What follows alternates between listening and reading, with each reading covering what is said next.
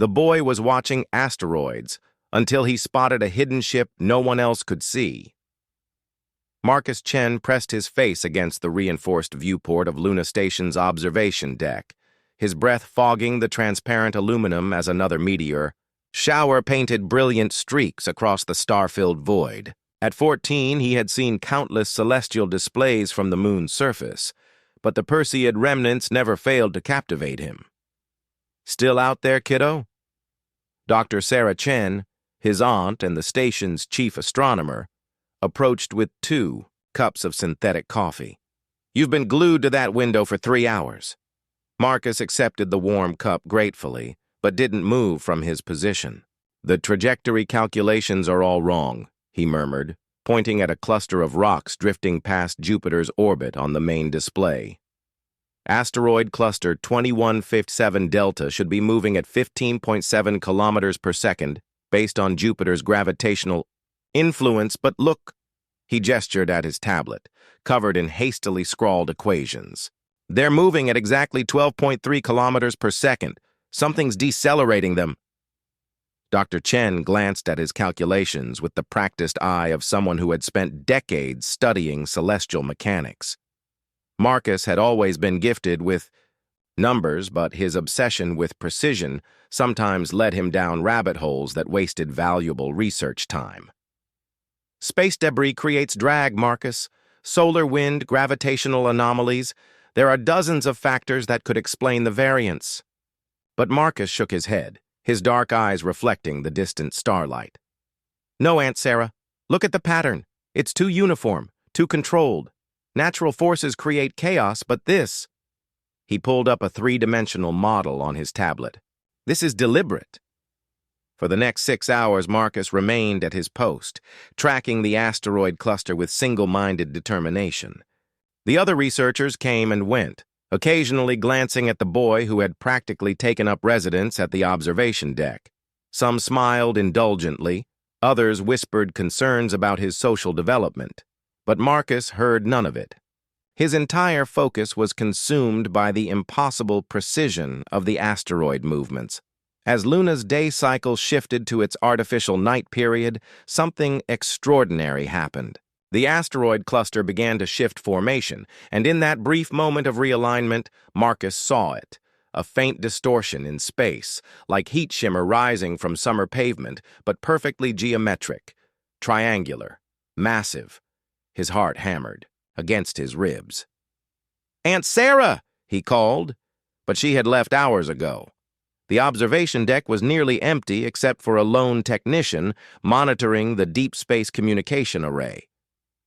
Marcus activated the station's high-resolution telescopic array, his fingers dancing across the control interface with practiced ease. He had spent countless hours learning these systems, much to the staff's occasional annoyance. But now, that knowledge proved invaluable. The enhanced imaging revealed the impossible truth. Hidden within the asteroid cluster, using some form of adaptive camouflage technology, was a ship. Not just any ship. This vessel dwarfed the largest human constructions. Its surface seemed to bend light around it, creating the perfect illusion of empty space filled only with drifting rocks. Marcus's hands trembled as he recorded everything, taking measurements, analyzing energy signatures that barely registered on the station's sensors.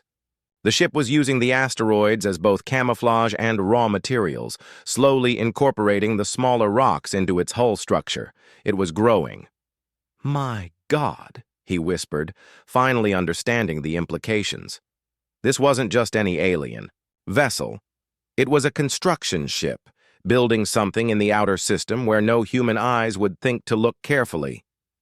The next morning, Marcus burst into the station commander's office with his tablet clutched against his chest and dark circles under his eyes.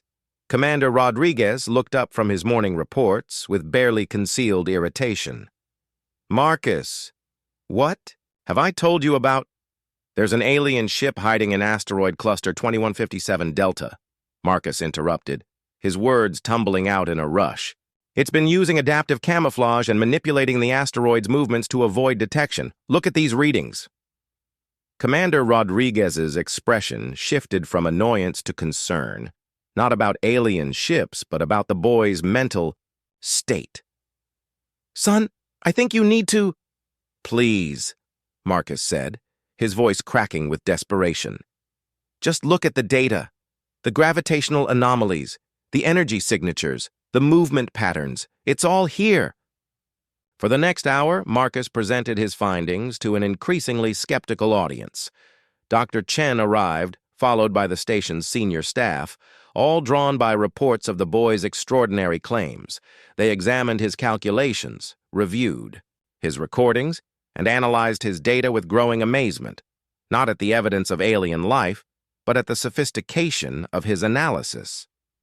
"Marcus," Dr. Chen said gently, "your mathematical work is impressive, but sometimes our minds see patterns where none exist. It's called apophenia." "It's not apophenia," Marcus shouted, startling everyone in the room. "Why won't anyone believe?" "Me? The evidence is right there." But as he pulled up his recordings from the previous night, his heart sank. The ship was gone. The asteroids had returned to their normal, chaotic orbital patterns. Even the energy signatures had vanished, leaving only the background radiation of empty space. The adults exchanged knowing glances. Another brilliant child, overwhelmed by isolation and too much time alone with his imagination. That night, Marcus returned to the observation deck, defeated and humiliated. Had he really imagined it all?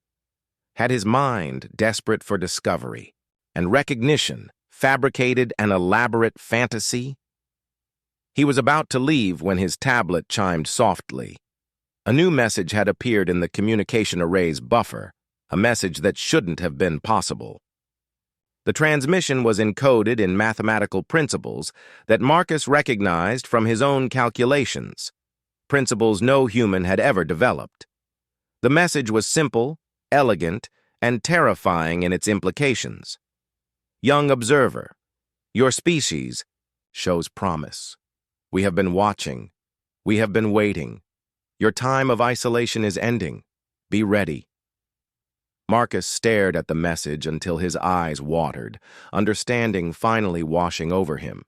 They hadn't left.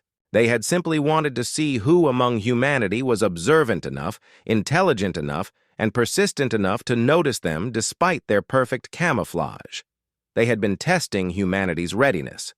And Marcus Chen, a 14-year-old boy with an obsession for precision and an unwillingness to accept easy explanations, had just passed their test.